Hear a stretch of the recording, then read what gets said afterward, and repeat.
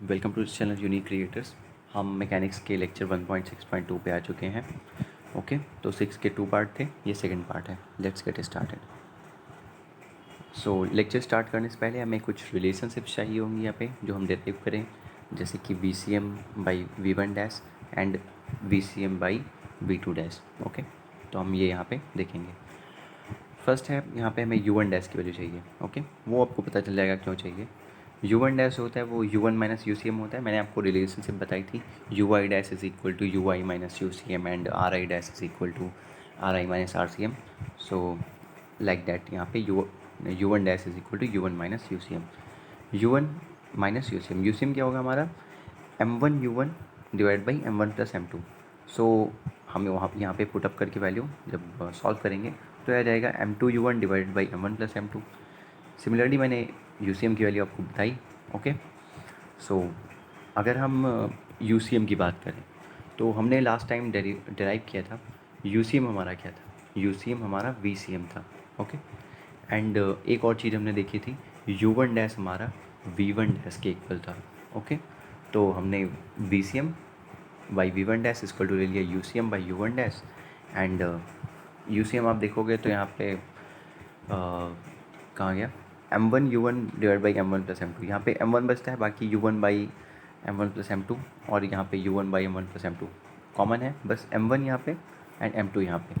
So U C M by U one dash की value M one by M two, मतलब कि V C M by V one dash की value M one by M two आ गई।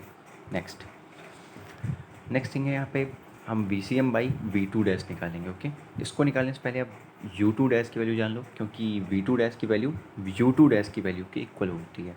Okay, हमें सिर्फ याद रखना कि यहाँ पे मैग्नीट्यूड चाहिए। क्यों चाहिए, हम वो आगे बात करेंगे। ओके, तो U two dash is equal to U two minus U C M is equal to U C M again you know, so solve कर लो आप, minus M one U one divided by M one plus M two आ जाएगी value.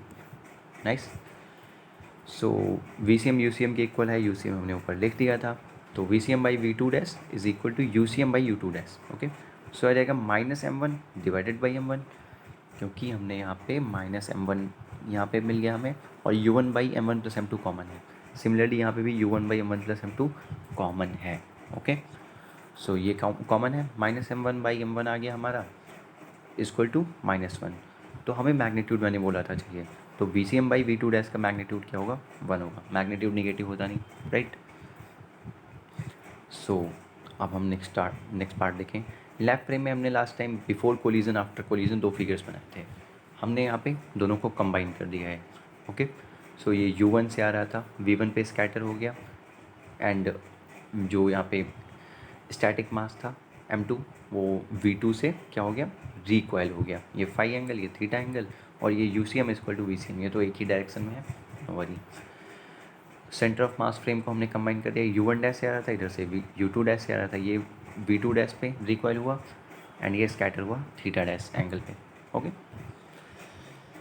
सो combine कर देते हैं इन दोनों figures को। उसके बाद ज़रूरी है यहाँ पे ऐसे ही डेरिवेशन किया गया है, सो डोंट वरी। सो ये वी वन डैश पे हमने मान लिया जा रहा है थीटा एंगल से, और ये वी वन डैश से जा रहा है थीटा डैश एंगल पे। ओके, ये वी वन थीटा एंगल पे एंड ये V one dash theta dash angle पे। अगर ये थीटा है तो ये exactly opposite to each other, V one dash and V two dash, तो ये पाई माइनस थीटा डैश हो जाएगा। मीन्स ये एंगल जो होगा ये वाला, ये होगा थीटा डैश। ओके, सो ये नीडेड है इसलिए मैं आपको बता रहा हूँ।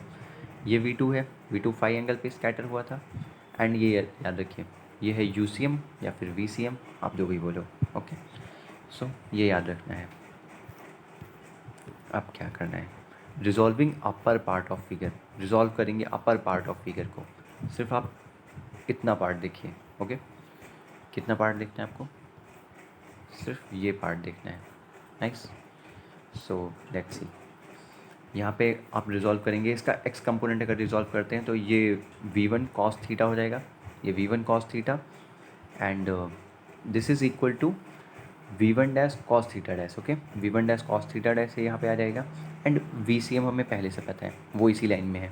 ओके, तो वी सी एम का तो सिर्फ एक्स कंपोनेंट है, वाई कंपोनेंट में रिजॉल्व करेंगे तो वी सी एम जीरो हो जाएगा, क्योंकि वी सी एम ऐसे करके तो है नहीं, सीधा इसी लाइन पे है। ओके, सो देखते हैं यहाँ पे resolving upper part, X component आ गया, v1 cos theta equal to v1 dash cos theta dash plus VCM। अब देखिए यहाँ पे जब भी कंपोनेंट्स में रिजॉल्व करते हैं तो हमें सिर्फ मैग्नीट्यूड चाहिए होता है, राइट। सो हम इसलिए यहाँ पे सिर्फ मैग्नीट्यूड ले रहे हैं, ओके। तो इसीलिए मैंने बोला था वहाँ पे कि हमें ये मैग्नीट्यूड चाहिए। क्यों, इनका कैसे यूज़ करेंगे अभी अब आगे देख लोगे। अब वाई कंपोनेंट की बारी आई, लेट्स सी वाई कंपोनेंट। अब v1 ये नीचे की ओर आए तो cos थीटा था, ऊपर की ओर जाएंगे तो sin थीटा हो जाएगा, ये v1 dash sin theta dash हो जाएगा और VCM तो जीरो है, right. So v1 sin theta equal to v1 dash sin theta dash, first and second इन दोनों को हम डिवाइड कर देंगे सेकेंड से फर्स्ट को। हमारे पास tan theta is equal to v1 dash sin theta dash divided by v1 dash cos theta dash plus VCM आ जाएगा। सो हमने v1 डैश से डिवाइड कर दिया दो न्यूमरेटर एंड डिनोमिनेटर को, sin theta dash by cos theta dash plus VCM by v1 dash. हमने VCM by v1 dash क्या निकाला था, m1 बाई m2, हमने वो वैल्यू पुट कर दी। अब देखिए यहाँ पे अगर m1 इक्वल टू m2 हो जाता है, राइट, तो यह आ जाएगा sin theta dash divided by cos theta dash plus 1। अब आप वही cos थीटा डैश का फॉर्मूला लगा दीजिए, okay, and sin theta dash का फॉर्मूला लगा दीजिए। sin 2 थीटा का फॉर्मूला जो होता है sin 2 इंटू थीटा बाई 2 करके आप लगा दो, एंड cos 2 थीटा का, जिससे कि ये कैंसिल हो, तो वहाँ से आपका क्या आ जाएगा, ये tan थीटा डैश बाई 2 आ जाएगा। एक्चुअली ये आपको खुद से करना है, आप वहाँ पे डायरेक्टली लिख सकते हो, बट ये आपको खुद से करना है। अगर आप नहीं कर पा रहे हो, let me know in comment box, I will tell you, okay. So ये आ जाएगा theta equal to theta dash by 2, क्योंकि tan theta is equal to tan theta dash by 2, so tan theta equal to theta dash by 2 आ जाएगा। अगर m2 बहुत ज़्यादा heavy होता है m1 से, तो यहाँ पे क्या होता है, theta is equal to theta dash आ जाता है। क्यों, अगर m2 बहुत ज़्यादा हैवी हो गया, ओके, सो नीचे का मास इनफाइनाइट, m1 बाई m2 क्या हो जाएगा, जीरो हो जाएगा, ओके। तो sine theta dash by cos theta dash is equal to tan theta dash is equal to theta, okay. So similarly हम रिजॉल्व करेंगे लोअर पार्ट मीन्स दिखाता हूँ आपको, ये वाला पार्ट अब रिजॉल्व करेंगे, ओके। सो लेट्स सी यहाँ पे रिजॉल्व करेंगे तो अब फर्स्ट हम एक्स कंपोनेंट देखेंगे यहाँ पे। सो ये v2 है, ये v2 cos फाई आ जाएगा, एंड यहाँ पे देखिए v2 डैश, अब हम इसे इधर की ओर ले जाएंगे या इधर की ओर इजी रहेगा, ये थीटा डैश एंगल है, ये पाई माइनस थीटा डैश, तो ये थीटा डैश, हम इसे इस डायरेक्शन में कर लेंगे, ओके। सो ये डायरेक्शन अपोजिट हो गई तो माइनस साइन लग जाएगा, क्योंकि वो माइनस एक्स एक्सिस पे चला गया, क्योंकि उस डायरेक्शन में। सो ये v2 cos फाई एंड ये v2 dash cos theta dash हो जाएगा, ओके, क्योंकि ये थीटा डैश है, ये पाई माइनस थीटा डैश, ये थीटा डैश, तो ये v2 dash cos theta dash, okay. And VCM तो अगेन सेम है, तो हम यहाँ पे लिख लेंगे v2 cos phi is equal to minus of v2 dash cos theta dash plus VCM, okay. Minus sine क्यों लगा मैंने आपको बता दिया। सिमिलरली आप दूसरा पार्ट करते हैं, अब नीचे की ओर आएंगे तो ये माइनस वाई एक्सिस पे जा रहा है, ओके, माइनस वाई कोऑर्डिनेट में है।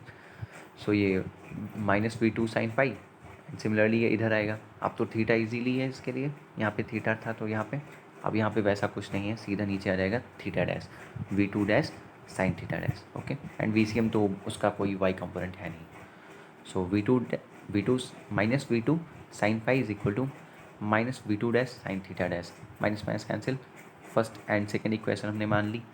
इसको अगेन सॉल्व कर लेंगे, tan phi is equal to, similarly आप सॉल्व कर सकते हो, आप sine theta dash divided by VCM by v2 dash minus cos theta dash, तो tan theta is equal to sine theta dash by 1 minus cos theta. Relationship होती है, ये होता है कॉट, हमें कॉट में मिल जाता है, सो वहाँ से हम निकाल लेंगे tan of pi minus theta dash by 2 जो होता है, okay, tan of pi minus theta dash by 2 जो होता है उसके इक्वल आ जाएगा। ये रिलेशनशिप आपको पता होनी चाहिए, okay. So phi is equal to pi minus theta dash by 2 आ जाएगा, गुड। अब अगर m1 प्लस m2 होता था तो हमने देखा था थीटा जो होता था वो थीटा डैश बाई 2, सो हम इससे अगर अलग कर लें pi by 2 minus theta dash by 2, so हम ऐसे भी लिख सकते हैं पाई बाई 2 माइनस थीटा, क्योंकि theta is equal to theta dash by 2, okay. और उस थीटा को हम इस फाई की साइड भेज दें, तो phi plus theta is equal to pi by 2, phi plus theta is equal to pi by 2 आ गया, good. Next, if m2 is very much greater than m1। तो हमने क्या लिखा था, थीटा डैश थीटा के इक्वल हो जाता है। सो हम थीटा डैश को थीटा से रिप्लेस कर सकते हैं, phi equal to pi minus theta dash by theta dash by 2, या फिर आप बोल सकते हो pi minus theta by 2। Simple, very simple. Okay, so ये हो गया हमारा डेरिवेशन। कभी कोई क्वेश्चन, एक यूपीएससी में शायद एक बार क्वेश्चन आया है मैक्सिमम एंगल निकालने का यहाँ पे थीटा का। सो मैक्सिमम एंगल कैसे निकलेगा, आप D by D theta of tan theta कर देना, इक्वल टू 0 पुट कर देना। एंड मैक्सिमम देखने के लिए हम क्या देखते हैं, d2/d थीटा 2 जो होना चाहिए वो लेस देन 0 होना चाहिए। गुड, सो आप वहाँ से कर सकते हो। आगे अगर सीट में ऐसा कोई क्वेश्चन होता है DIS की, तो हम वो सॉल्व करेंगे। जो फर्स्ट सीट मैंने कंजर्वेशन लॉस की उसमें कुछ नहीं है। असेसमेंट सीट में आई एम नॉट अवेयर, क्योंकि अभी मैंने चेक नहीं किया है। अगर आप लोग सपोर्ट करोगे तो भी वो सॉल्व होगी, तो वहाँ से आ जाएगा। अदरवाइज़ इट्स क्वाइट सिंपल, आप लोग खुद से कर सकते हो। गुड, सो ये भी आप एनसर्कल कर सकते हो। Okay, so take care, bye bye. हमारा लेक्चर यहीं पे ख़त्म होता है।